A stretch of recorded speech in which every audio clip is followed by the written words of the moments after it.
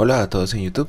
Hace poco en un canal de tecnología, en un video de preguntas y respuestas, un suscriptor de dicho canal hizo una pregunta que por conocimiento del dueño de dicho canal no fue finalmente respondida. La pregunta iba dirigida hacia los procesadores o hacia el tema de los procesadores. ¿Qué son? ¿Por qué es importante que tengan más de un núcleo?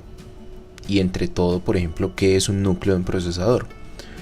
Dado que cuento con formación en el tema, pensé, ¿por qué no ayudar a responder estas preguntas de una forma que todo el mundo pueda entender? De allí finalmente surge este video.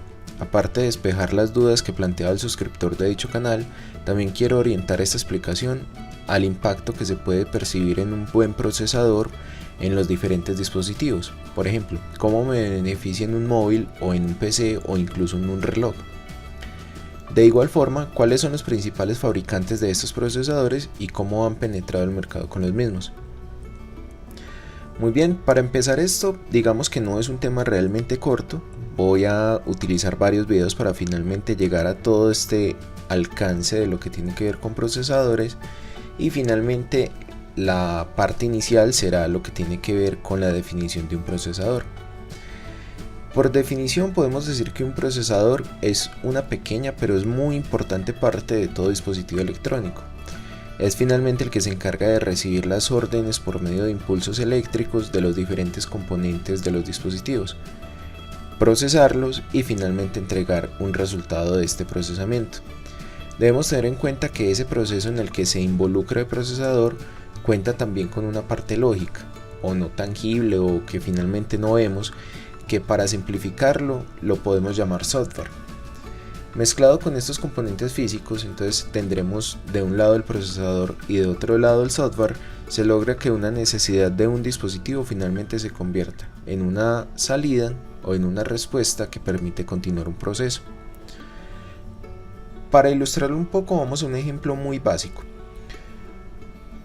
Asumamos que queremos acceder a la aplicación de calculadora de un dispositivo, vamos a asumir de un celular, y ejecutamos una suma, por ejemplo 1 más 1. En ese momento el dispositivo envía una orden al procesador solicitando que se resuelva dicha operación. El procesador recibe la orden y por medio de una lógica implementada por software determina que el resultado es 2.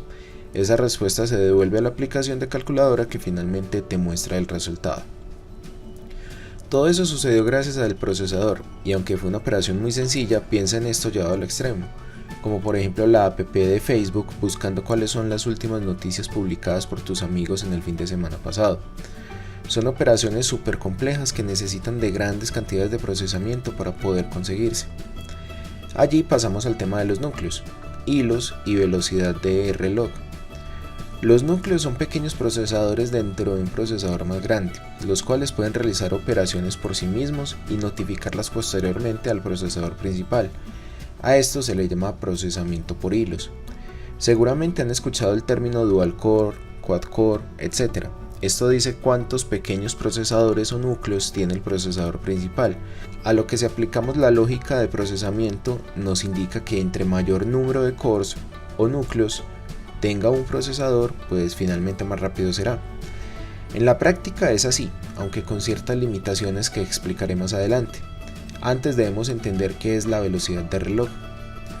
Cuando en los eventos de presentación de dispositivos mencionan que el procesador X tiene una velocidad de X gigahercios o gigahertz, nos están diciendo la velocidad de reloj. Esto quiere decir qué tan rápido puede realizar una operación de procesamiento cada núcleo de un procesador. Entre mayor sea, mejor. Por lo tanto, aunque tengamos un procesador de 8 núcleos, pero si su velocidad es muy baja, el rendimiento de respuesta también lo será. Para finalizar la parte teórica de lo que es un procesador y cómo funciona, también debemos entender qué es el bus de datos del procesador. Anteriormente mencioné que el procesador requiere de unos impulsos eléctricos para recibir las órdenes de procesamiento. Estos impulsos nuevamente se envían como respuesta, pero estos impulsos requieren de un medio para su transmisión. Esto es el bus de datos. Asumámoslo como una autopista que lleva las órdenes y respuestas. Entre mayor sea o mayor sea el tamaño de este bus, mayor es el número de solicitudes que pueden ser enviadas hacia y desde el procesador. teniendo en cuenta que al final de la autopista se encuentra nuestro procesador con los X cantidad de núcleos que disponga, que también deben tener una velocidad y cantidad acorde para que no se genere un atasco de datos en la entrada o salida. Como ven, un procesador es un tema complejo, pero que finalmente permite que nuestro dispositivo haga lo que vemos a diario. Todo esto que acabo de explicar sucede millones de veces por minuto en nuestros dispositivos, por lo que es una parte esencial de un buen dispositivo. En el próximo video les explicaré cómo los procesadores se comportan con los diferentes dispositivos y el rol que juegan en estos. Nos vemos en el próximo, hasta luego.